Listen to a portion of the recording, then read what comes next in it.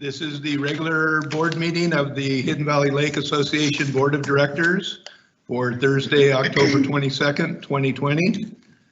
This is our continuing hybrid meetings with the directors and a couple of the staff at the office and the members watching remotely.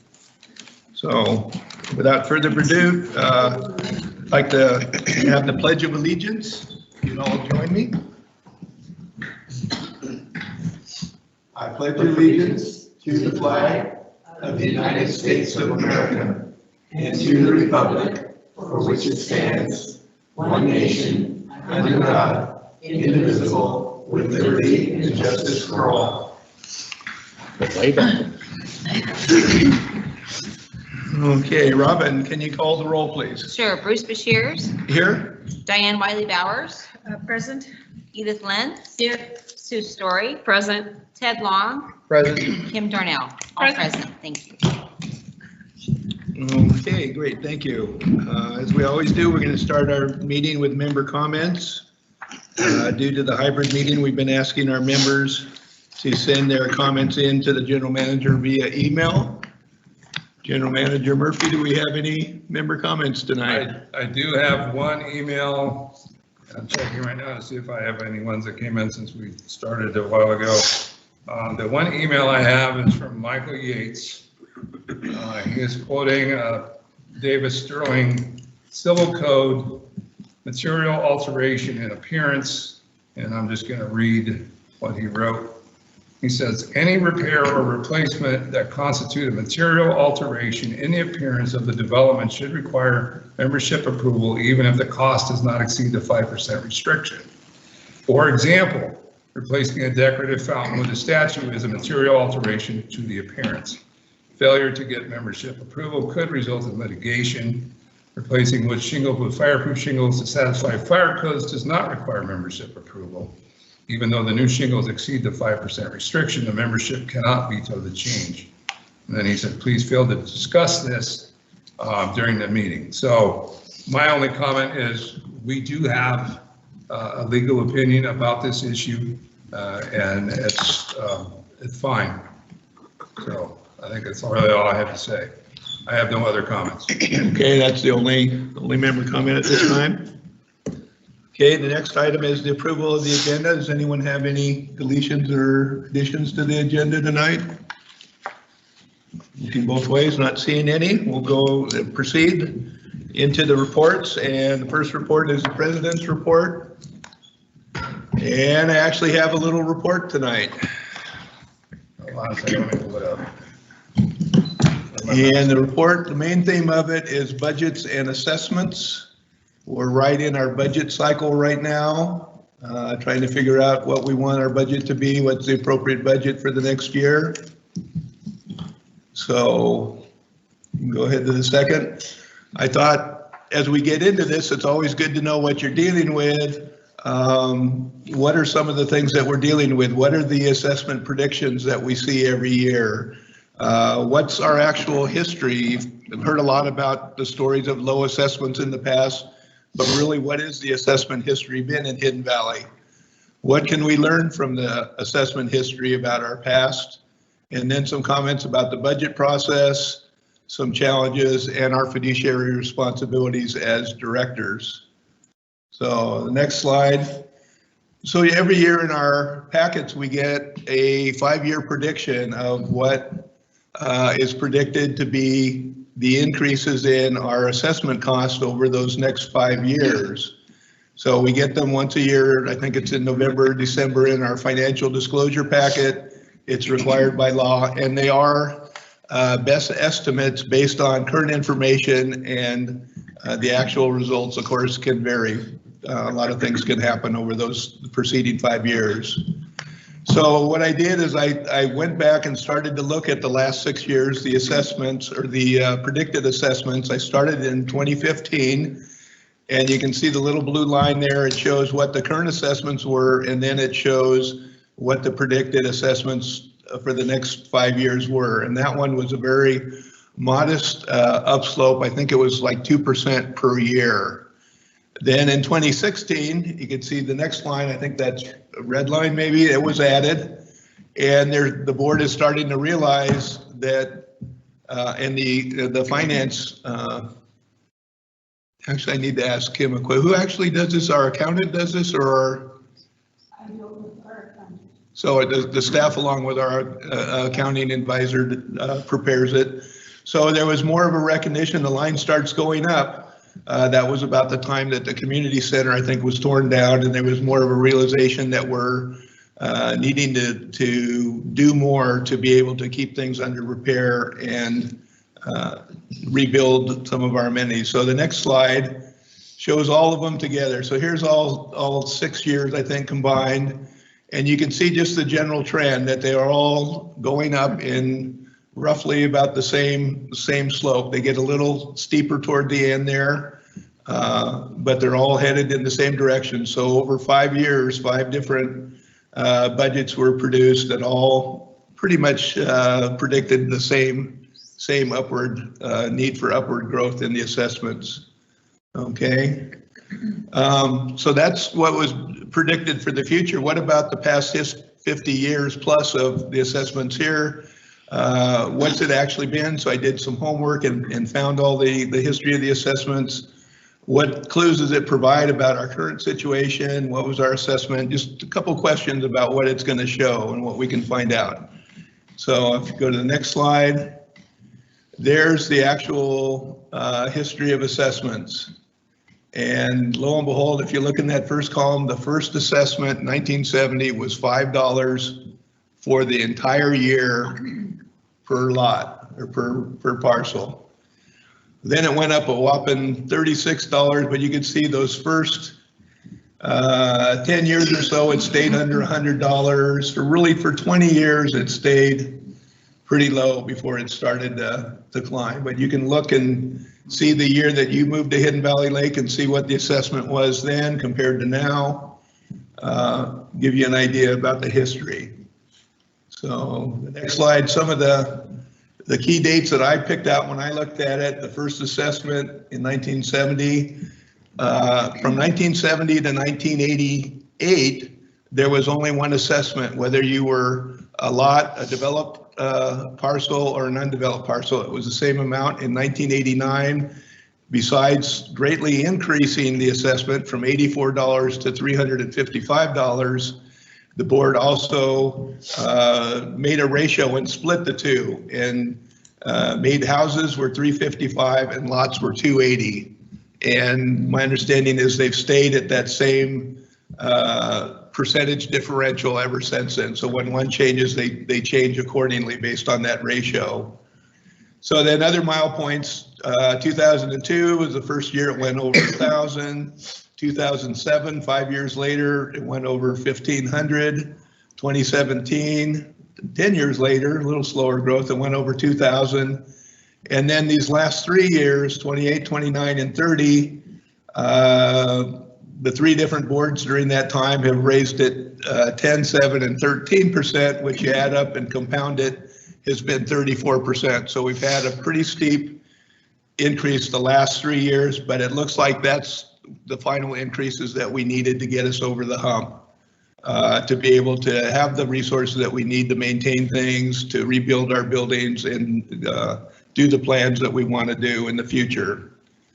So looking at the numbers is one thing. Looking at a graph of them also is helpful. On the next slide, there's a graph. I think there should be a graph. Well, it's not one cooperated, so let me try again. Still reading some of those numbers. I won't. I'm going forward next. There we go. Hey, there it is. Okay. So besides the $5 starting, it's very obvious for the first 20 years, there wasn't much concern about building reserves or taking care of things. I think, everything was brand new, shiny, not wearing out. 13 of those first 20 years, the assessment was under $100. So it looks like around 93 that the board at that time saw that there was things that are going to need to be maintained, and the dues started to gradually increase. And from that point, have pretty much been on The increase, with the exception of 2008 to 2011, that was a big economic recession, and they stayed flat. They didn't go down, but they stayed at the same assessment for, I think, 3 or 4 years.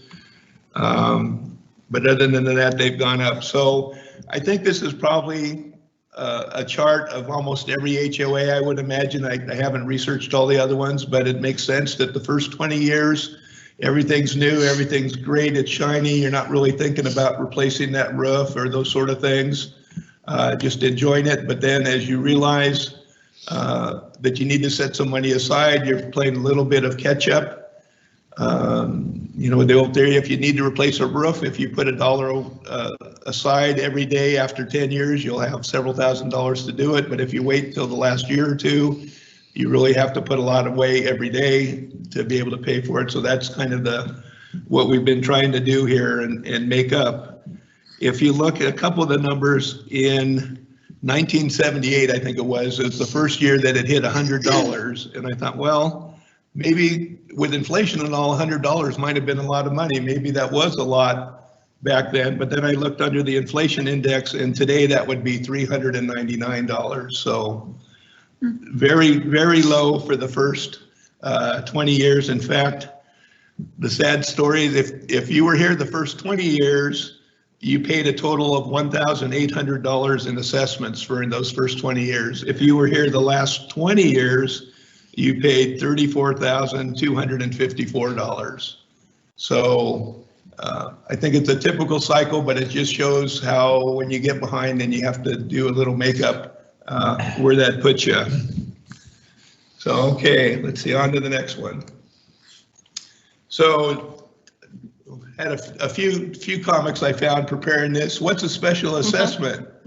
I don't know, but special means it's good, right? Well, no, special assessment is bad. Not necessarily bad, but it's not a desirable thing to do. Not our first choice, and as a board, that's not the way we're going. We're never been discussing special assessments. But in fairness, when I did the history, there have been special assessments in the past. You can see 83, 88, 92, 93. I'm not sure what all those were, but the recent ones I know in 2017, the $57, that was for our siren system to set it up. And in 2019, $134.40, that was for our generators to prepare for power outages. So put that in for a little. We're not looking for special assessments.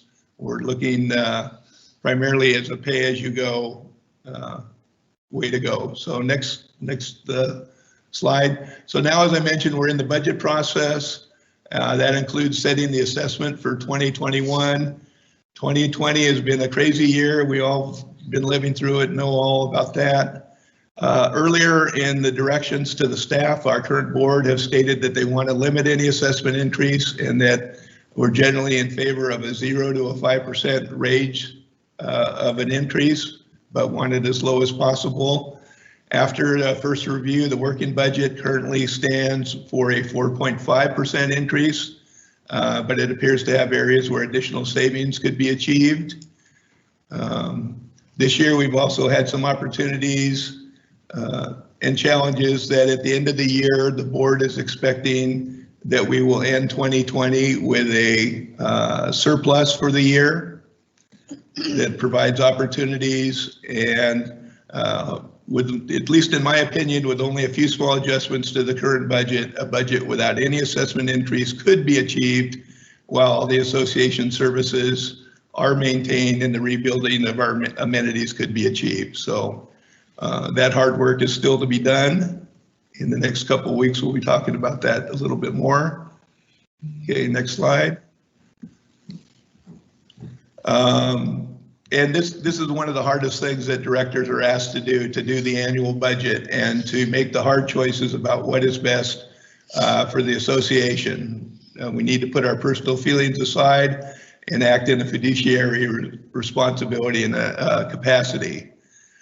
Besides our fiduciary responsibility, the directors also have, part of their responsibility is to represent all of the members of the association. And in this year's process, the directors have an opportunity to do both, fulfill their fiduciary responsibilities and demonstrate that they can hear the members and they're acting in their behalf. So stay tuned. As I say, we're in the process of doing that. I think later tonight we'll be setting the date for our next budget workshop where we'll continue to work out the budget. So just to end on a lighter note, some more HOA humor. The first one says, pretty amazing what the HOA is able to do with this place. You never believe, it's hard for me to read that. We're in our 8th year with dues of only $35 a month. And it's a good chuckle, but it shows what our fiduciary responsibility as board members. We cannot let our amenities and our facilities get to the state that you see in that picture. We're bound as directors to maintain everything, and to maintain it, to charge our members a proper assessment to be able to do that. And then the last one, what many boards face, this part of the budget we like to call money we wish we had. And you know, you always have a lot of good things you want to do and always want a little bit more money. So just with that, just a little more background about assessments and a little perspective about how we got here. And that's the end of my report. So with that, we'll go ahead and move on. Treasurer's report. I actually don't have a report. I do believe that we have a possibility of having a meeting next Friday.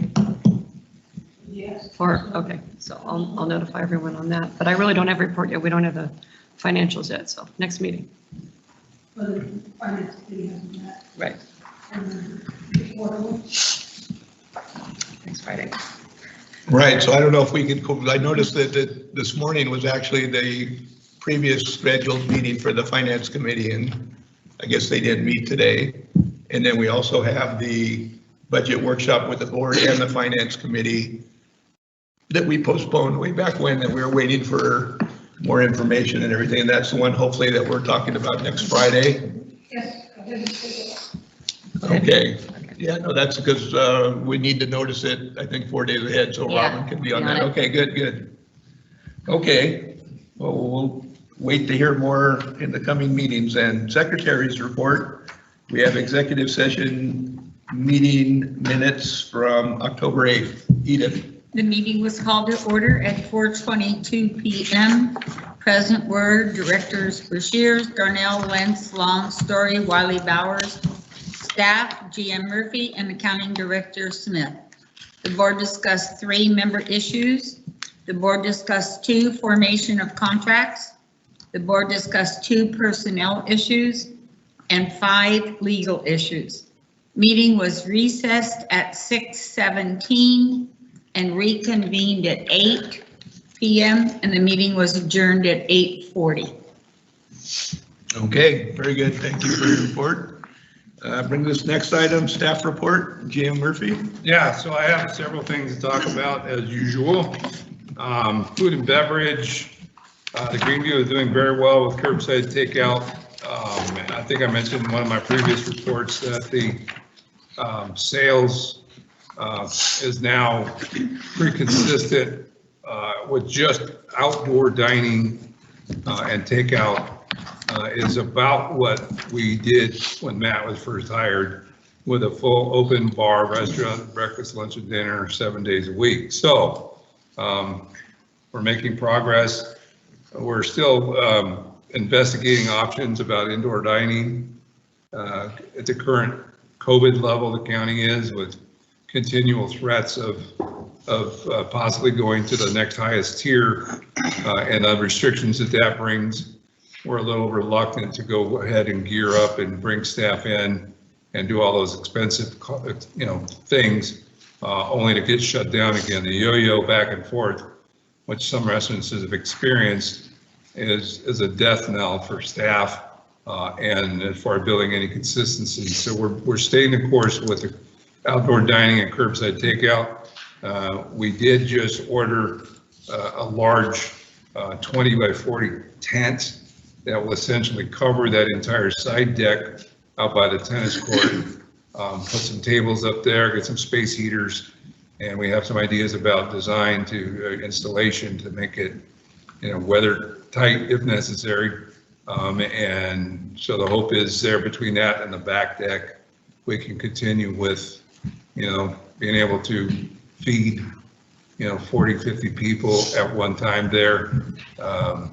So a couple of other things about the Greenview on Matt's report. Yeah, here somewhere. So he's continuing to look for ways to reduce expenses. He had the bar dishwasher removed. It was a lease if and when we open the bar for indoor use again, we could get that put back in, but that saves us a couple $100 a month, I believe. He renegotiated, we talked about this before, he renegotiated the linen contract. It saves us, I think he said $150 a week or over $100 a week anyway. Menu changes are coming this week. We've got a new sign out for the for the outdoor dining area regarding alcohol consumption. It's been reported that there are several people that come there and gather later in the day and into the night, bringing their own alcohol and consuming it in that picnic area. The concern from us, me as a general manager, tasked with protecting the association's assets and preventing liability, potential liability, to the extent that they're on premise and drinking alcohol that we can't control. In other words, we're not pouring, and then they go out and get in some kind of trouble with the law, or God forbid, an accident. They could say, well, I was drinking in the Greenview, and then we've got that whole thing with ABC, and we've already been down this road once before, so we don't want to revisit it. We work together, security, the golf pro, and the restaurant, and we are now in the process of posting signage out there that says Rule 1.06, I believe it is, that forbids consumption of outside alcohol on the premises, and we're restricting this to specifically the area outside where the eating and gathering is occurring, not the golf course itself, although that arguably could be enforced there as well. But we're primarily focused on the area, in the picnic area, the tables. And again, this is because of potential liability to the association related to people who are overindulging, and then we can't control that. So the signs will be posted, and if necessary, enforcement will begin. Hopefully people understand the reason for it and don't give us any grief. He says we served the Women's Republican Club and Ladies Luncheon Club over the last 2 weeks, socially distanced, to-go box lunches, and it was very favorable. I know at least some of our board members participated in that, and it was done well. And we've also moved one of the 65-inch TVs from the bar and put it on a stand, and it's now out there. I saw it last night. It looks great.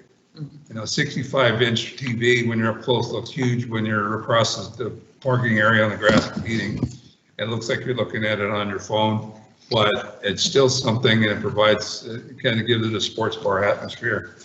Another thing, I think many of us know that there was a survey done a poll done via flash vote. The results came in this afternoon. I have not yet had the opportunity to digest it, but I have spoken with Chef Matt. He sent out an email to staff, the board, and anybody else who is interested. He says, hello all. You may have seen that we ran a survey about the Greenview this week on flash vote. The results are quite interesting, especially the written comments, of which there are about 200. I encourage all of you to take 15 minutes and review all aspects of the survey. And then he explains how to do that when you're looking at the email. He said, I would like to schedule a meeting at 10 a.m. next Wednesday, the 28th, outside at our picnic area to discuss the survey. And he says to my management staff and kitchen supervisors, please plan on attending.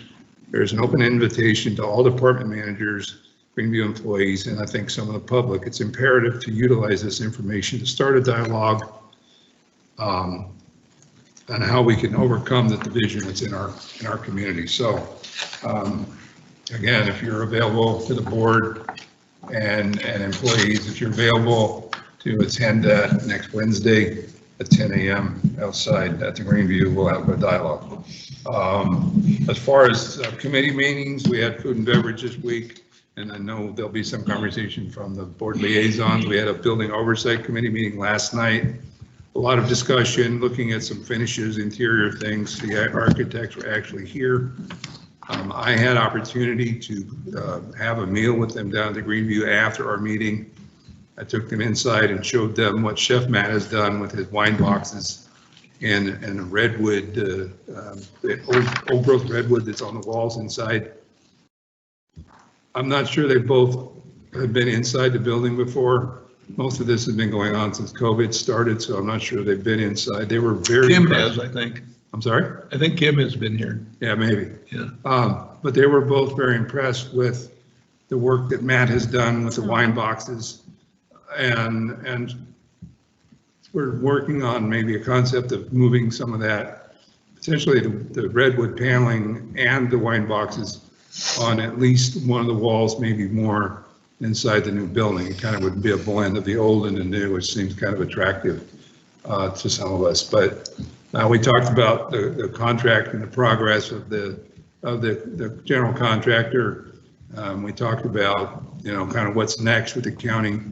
And I gave them an update about this board approving the contractor or the consultant to do the initial study, which will be getting underway. Actually, I have a conference call tomorrow morning to do a kickoff. So that is progressing. Shipping services, I mentioned last time, Timberline has been out helping with CAL FIRE.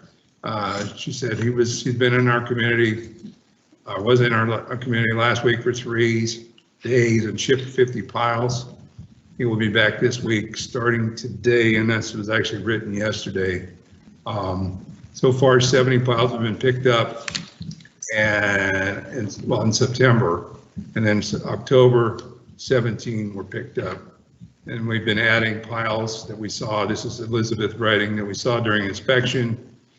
We will not go back to sending notices to those properties that have piles and not called in. So the idea is we're going to get that caught up before we start sending out notices for people who aren't calling in. And that's all about that. From security, a couple of interesting, he's given me year-to-date interesting things on here is that this calendar year, he started proactive public relations contacts. Up to this year, there weren't any. So far through September, that's 56. Basically, they're making proactive contact. It's not an enforcement thing. It's they see somebody walking down the road or otherwise in a common area and engaging them in conversation.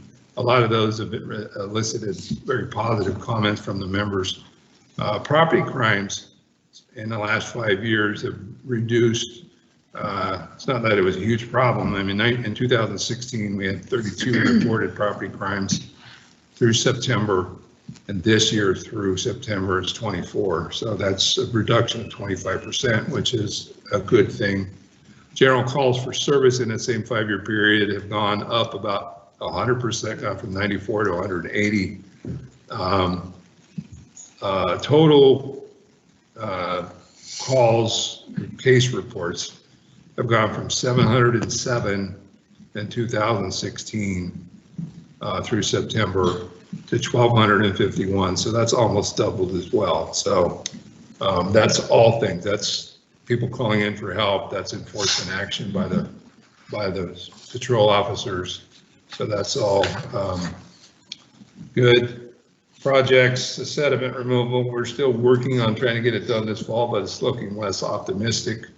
The biggest delay is the sale of the property is still pending. It's still in escrow. We've got about another month before it's supposed to close. We still are also pending, I mentioned before, we had preliminary approval from all of the regulatory agencies about what we wanted to do, but because we changed disposal location, we had to resubmit, and we're still waiting for the Army Corps to provide their response to that. Fire breaks, we're still working on a plan to maintain the new clearance and what we're going to do with soil, erosion protection. I've had recent conversation with CSD about that. Big Beach stairs have been completed. It looks like I got a picture from Matt Woodard earlier today. The golf shed's about ready to, once we get the contract signed, should go into production soon. Still pending the Ravenhill restroom repairs. The bid was a little bit higher than we anticipated, so I asked Matt to go out and get another bid, and another project continue to move forward. As far as the budget's concerned, we've talked about it a little bit already. We actually did get a copy, the revised Browning report, which is the reserve study. I believe yesterday, might have been the day before, but we've been working with them, kind of adjusting the numbers so that we can have that information for the budget workshop that appears to be scheduled for next Friday. And at this point, that's all that I have. Okay, as usual, a lot of stuff. Any director questions or comments of the GM? Kim? Nope. Ed? Sue? No. You? Okay, I had a question, just I guess a couple of comments. I agree with Matt about the in and out thing. I think because of our earlier experience that, and especially because we have the ability to have the outside service, it doesn't make, if we didn't have outside service, would make it a bigger thing. One thing I've heard though about the gatherings down there, I know we want to bring people down, but I hear that after a while, the drinking and the music, that people are not really obeying COVID protocols down there. Right. What are we doing about that? Anything? Well, we're providing reminders, but that's about all we can do. We talked about it'll be back on the agenda tonight about the pandemic rule. Hopefully we don't have the emergency rule about compliance. We haven't had to pull that out yet. Well, I mean, there's not somewhere in between of saying, can you please put your mask on and stay apart, to Well, here's a $500 fine? Part of it's, these people, if they're in their bubble, they're associating with people like, we all don't wear masks in here when we're talking to one another, but especially if we're maintaining a social distance.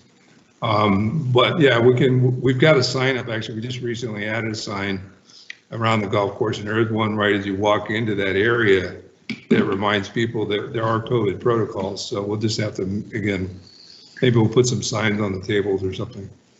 Okay, I just hate for a few people to complain and have that action shut down as well. Right. Too, so. And actually, it's kind of funny you mentioned that. I was out of town this weekend over in Fort Bragg, and there is they had the restaurant I ate at was outdoor dining, and they had a sign, and I'll read what it says. I thought it was something we might be able to use here. I actually sent it off to Chef Matt. The sign they have at Silver's on the Wharf in Fort Bragg says, "Your behavior affects our ability to remain open." Mm-hmm. And I thought that was a positive way of saying, do what you're asked to do. Otherwise, we won't be able to provide service to you. So I'm thinking we might do something like that as well as trying to provide the friendly reminders. Okay, and you didn't specifically mention, you just kind of alluded to it, the new signs on the golf course. I saw those. I thought those were very helpful and very useful of explaining the rules and that sort of thing. Right. I was curious on the flash vote, did Chef Matt have an involvement in designing those questions? He helped orchestrate the question. Yeah, he did, okay. And then I guess my last question is just about the committee meetings. There seems to be some inconsistency about how we're presenting them. And I hoped we could get into more consistency. I was thinking about last night at the building advisory that it wasn't, I want to say Zoom, but it wasn't done virtually. Right. Where some of the other ones seem like they are. So I think maybe that one in particular, because there's a particular importance right now, maybe we should make sure that we do a Zoom or a Teams or something for people that want to see it. Well, for the people that want to The thought process is that committees that engender a large audience should continue to be happening via the Microsoft Teams format. The smaller meetings that nobody ever comes to, or very few people actually come to, our room is large enough here between the committee members and any public that might show up, then it's okay. Like last night, we had 3 public attend. Right. So what is the capacity of this room, COVID capacity? I would say not more than 5 or 6 public at this point, especially given the fact that eventually at some point there'll be 7 board members. Yeah, we had 15 last night. It seems like there were 15 at the meeting last night. That seems like that may be getting close to the limit. Well, that's what I say. That would be about it. So I know, like, for instance, the upcoming annual members meeting, we're doing that all virtually because we cannot prohibit anybody from coming in. That's part of the Davis Sterling stuff. They want to watch the ballot count, for instance. Well, it's not just one person, it's anybody who wants to watch. So that's why we're doing it virtually. Our board meetings like this, it's the same thing. We provide people the avenue to provide comment. At some point, probably after the first of the year, my plan is to open it to our regular board meetings to the public, but have an ability to put like a lottery system in for people who want to attend, and then do some kind of a drawing out of a hat and tell these people they can come. So we're working on some ideas where we can have, a limited number, but still those will still be obviously a combination, but at least then some of the people that are complaining about not being able to participate or attend would have an equal opportunity to come in. Okay, yeah, no, those I could see. The other thing I was thinking of is for the members themselves. The current board has all felt comfortable coming in person, but I know some boards, there might be a member or two. I think our own board of supervisors, a few members joined the meeting remotely. And like last night, there were 2 members of the committee that couldn't have done it in person, but if we would have had a link for them, they could have participated more fully. So not just for the members to be able to participate, but I think for the committee members. Right, and that's part of it. The problem is our current audio setup in this room, the phone in particular, is not conducive to multi-line calls. And you heard the committee members that were on the line last night were having a difficult time hearing the conversation. So we need to possibly upgrade. That's our spider phone, as it's called. It's supposedly top of the line, but anytime we've ever tried to use it for conference calls, the person, unless you're right in front of it, elsewhere in the room, it's hard to hear. Right, but I think it's easier for them to hear it and to see it if they're on that link than if they're trying to phone in. Right. Like people at home right now, hopefully are able to hear us fairly clearly and they be do, able to see the graphs. Yeah. Right. So, okay, well, enough about that. That were my only comments and questions. So good. Thank you for your hard work and your good report. We'll move ahead. Next item is the consent agenda. And we have just one item, the regular board meeting minutes of October the 8th. Would any of the directors like to remove that for further discussion? Or so we will consider that approved, and I don't see anyone wanting to pull it for discussion, so that the minutes of October the 8th are considered approved. While we're on the minutes for a minute, I was just realizing that we had we've been talking about a board workshop, and I've been told about draft minutes for that, but I don't think the minutes to the board workshop have ever made it to a board packet for approval. Yeah, we were waiting to get that approved by the finance committee first. The budget board workshop, you're talking about that September 4th meeting? Right. Yeah, Before the board? That's been put out for comment, and we're waiting to get a response. Oh, I haven't received it, and I'm on the committee. Okay. And I would say that it would probably be preferable to send it to the board, not to call rank on the committee, but I think it's more important that the board see it before the Okay. committee, We'll so get it out to you. it's already been several weeks since that happened. Okay. Okay, move along then. Committee and liaison reports. And we have 2 in our packet for the board's review and consideration, the food and beverage meeting minutes of September 15th and the EC committee meeting minutes of September 18th. So board members, be sure that you read that and get updated on our committee activities. We don't have any committee appointments, but while we're talking about committees, this is our time that we have the liaisons make any comments about their particular committee, so we'll open it up. Anybody want to say anything about their committee? Looking down at that end, Kim, Ted, No. Sue, Yeah, just Diane. yes, just a few quick words. If people aren't aware, we could kind of push for membership in our committee. We actually were here on Tuesday night, so I think we did have about 10 people and people showed up. I think it's a daunting challenge for Matt to run an inside business basically on the outside, so there's always problems. But Matt comes every session of the committee, and he gives a very full report about what's going on. It's very interesting. I think it's a great group. Again, we have two openings available, so if you would like to join, most people really enjoy it. It's very, again, informative, and yeah, so there you go. Thank you. I think one application might have been turned in after that meeting. Pardon? I think there might have been an application turned in after that meeting. Oh, I really? think so. Yeah, Okay, there hasn't- great. there That's hasn't Oh, he great. hasn't yet? Not yet. Oh, okay. Oh, I'm gonna Okay, message him. all right. Great. Okay, keep our fingers crossed. Okay, any other committee Yeah. happenings? One of the members of environmental control meeting negotiated a deal with Star Nursery in town that people living in Hidden Valley get a 20% discount Nice. through the end of November. Oh, So that's pretty good. yeah. Good. No, that's great. I wonder how we're getting that out to the members. Are they doing a article or something about it? It was in Melody's article in The View. Oh, good, okay. It's also been published on the Facebook page. Yeah. Oh, and good, I okay. think Clear Lines. I'm not 100% sure on the Clear Lines. but- As one who infrequently shops at Star Nursery, but I enjoy shopping there, I found that, not to diminish this, but just if you don't get a discount, you're missing out. I don't want to give away their secrets, but.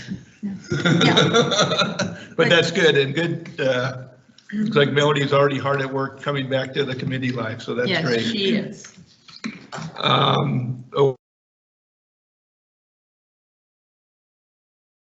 And under old business, we have an item that, if I'm reading this right, this was an item that we discussed at our last meeting, and it was voted down 6-0.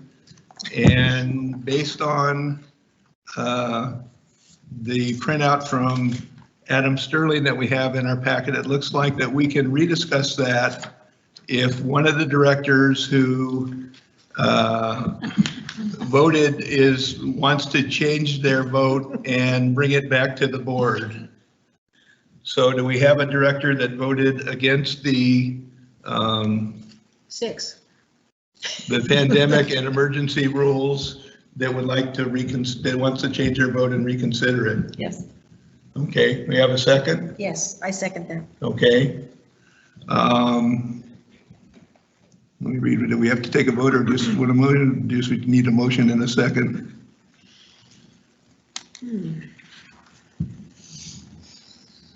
Okay, well, I guess so. We have a motion and a second to reconsider. This is a new territory for me, so I guess we're free then to bring it back and discuss it. Does that sound like we met the Well, I legal would say take a requirement? vote just to see, and Okay. then I could tell you what I told you in the staff report, so. Okay, so we have a motion and a second to reconsider that item. All those in favor of the motion, please say aye. Aye. Raise your hand. Okay, looks like everybody's willing to talk about it. So Okay. over to you. So General thank Manager. you. Thank you for allowing this to be reconsidered. And honestly, I was somewhat taken aback by the vote the last time. Otherwise, I would have said something. Really, my goal in bringing this up is not to reconsider what specifically what was presented last time, but to get board direction. And speaking with at least a few of you, it was clear to me that there was a desire to have some form of a rule, just not that one. So what I'm asking again is to make sure and get some direction from you as a board to bring back a more generic rule so that we're not talking about washing hands and things like that. We're talking about essentially, I mean, kind of just off the top of my head, something that says, you know, if in the event of a declared emergency, state, federal, local, that our security team has the ability to cite people that are not obeying by whatever those orders are, subject to the IDR process. So something simply like that, maybe have some language in there about the board emergency powers or something, because there was some of that in there I think was applicable. But when you got into specifics of dealing with, again, it was originally written as a pandemic rule, and you know, we tried to modify it. There's some of that language escaped me when I presented it to you before. Now that I see that, I'm looking at it with that set of glasses on, essentially, be more cognizant of it. And again, it would be, you know, whether it's in COVID 2021 or alien invasion or whatever, it will be applicable as much as you can when you can't really totally anticipate what the future holds. So that's what I have to say. Okay, any directors want to say anything? That sounds great, Randy. Thank you.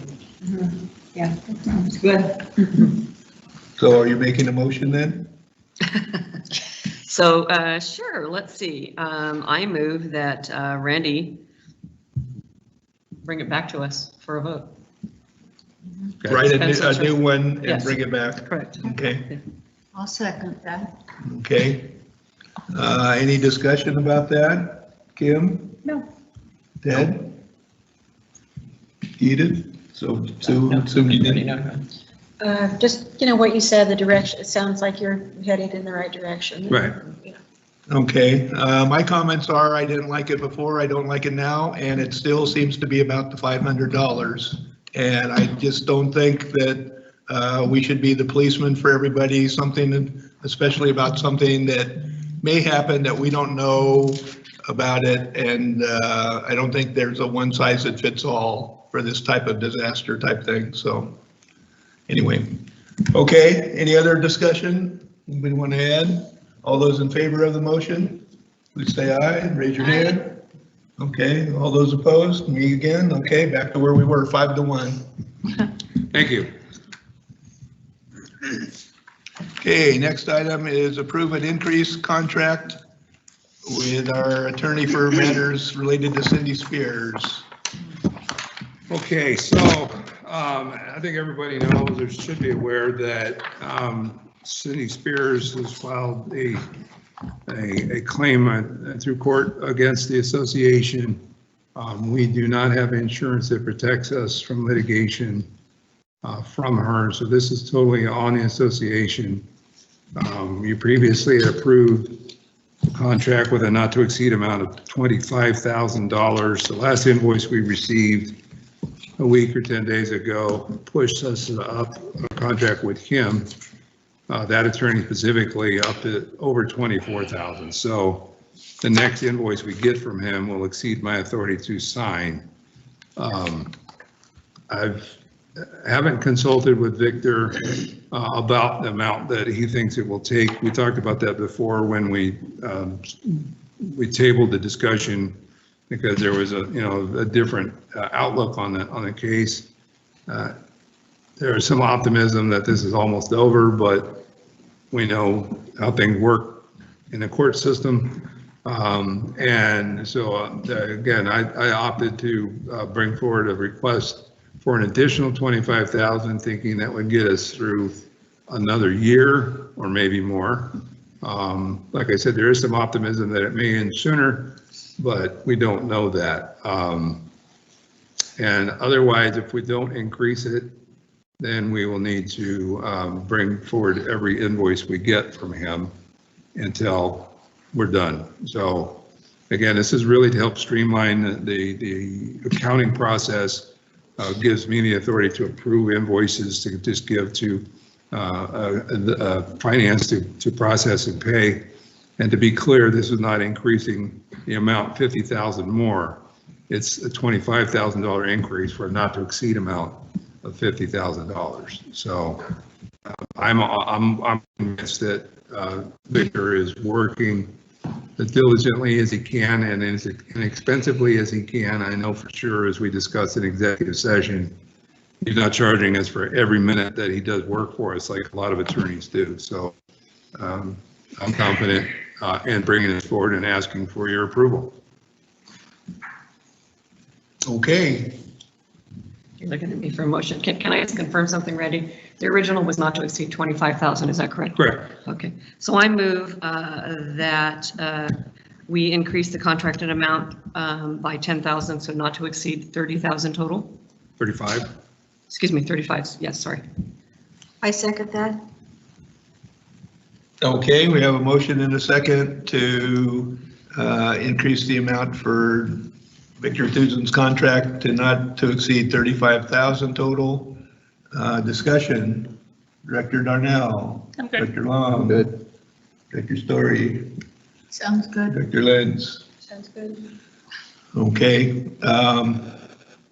Yep, I have no comment either. So all those in favor of the motion, please signify, saying aye. We don't be sightseeing, raise your hand. No. Okay, I just got confused. motion passes 6-0. Okay, thank you. I seconded it. I was worried. Oh, okay, and now on to new business. Accept proposal for Discovery Office Solutions for lease of administration copier. So Kim's here to talk about it if you have any specific questions, but essentially the contract we have for the existing copier expires here in about a week. And we've done some shopping and we found a pretty good deal with Kyocera. This particular is different than what we have. We currently have a Canon. So we've done some reference checking. This copier, same brand of copier is used in all the schools here in Lake County, or at least most of them. Middle. And gets very high marks from the staff at the schools that we've spoken with. So $610 a month and 61 cents includes maintenance and basically all supplies with the exception of paper and staples is my recollection. And we have a couple of techs that live in the area, so there's response time, should we have any problems, should be much better. So unless you've got any questions, request your approval. Okay. I move that we approve the proposal for Discovery Office Solutions for the lease of the Kyocera copier for the association's main copier unit. I'll second that. Okay, motion and a second to approve the proposal from Discovery. Comments? No. No. Nope, sounds good. Nope, I'll copy those and say nope. Okay, Ditto. ditto, yeah. Okay, so we've, the motion and the second, we've had discussion. All those in favor of the new copier? All right. We have a new copier coming to town. Thank you.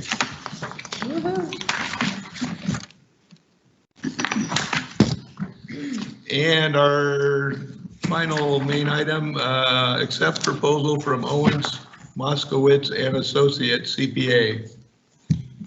So this might have even been considered under old business because this is an ongoing thing. Every year we have to hire an auditor to review our books. They're legally required. We've been using Owens, Moskowitz and Associates, a CPA firm, to do this work since 2014. So it's time to get a new, or at least put a bid out to get a new auditor. But due to COVID and some of the other issues, staff has not had time to do that this year. So we're requesting to do this one more year, and then sometime spring or summer next year, we will bring back a contract for you to look at to potentially retain another auditor. So the amount is here, I believe it's $24,000 plus expenses, and staff requests your approval. Treasurer, this would be appropriate for you to do. Okay, I move that we approve the proposal for Owens, Moskowitz and Associates, I didn't say that right, I'm sorry, CPA to complete an audit and tax services with the tax preparations and returns for the state and federal filings for fiscal year ending December 31, 2020. I second that. Okay, we have a motion and a second. Comments? No. Nope. I do want to let you all know that I did run this by the finance committee via email and that we got their blessing. Not everyone. I didn't receive anything and I'm on the committee. Well, because you were going to vote today, so I wasn't trying. So it hasn't actually been sent through the committee, so, okay. Oh, boy. Okay, Fine. Fine. okay, and that's Sue kind of alluded to what my problems are. I had a few procedural problems, that this bar was not brought through the normal agenda process, and also that the Finance Committee charter requires that's one of the committee's duties is to review our auditor and our reserve study person and to make recommendations to the board.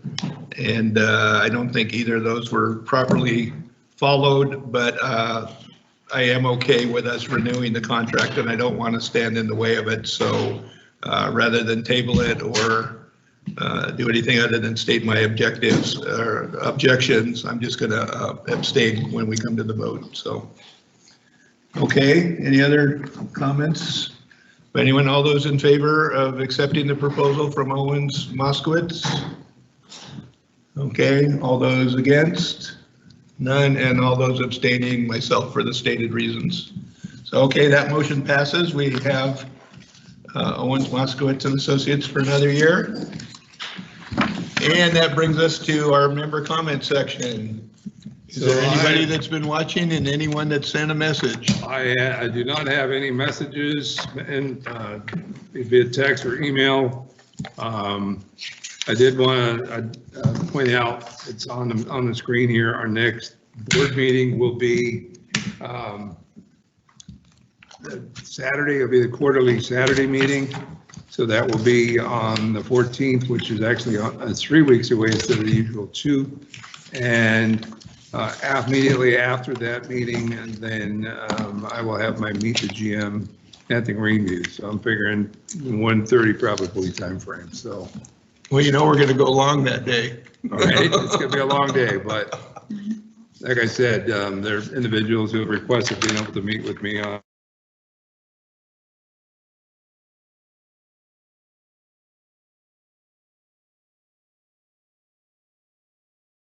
Okay, any other final comments? Not hearing any, we'll go ahead and adjourn the meeting for today at 7:31. Thanks everyone for their participation.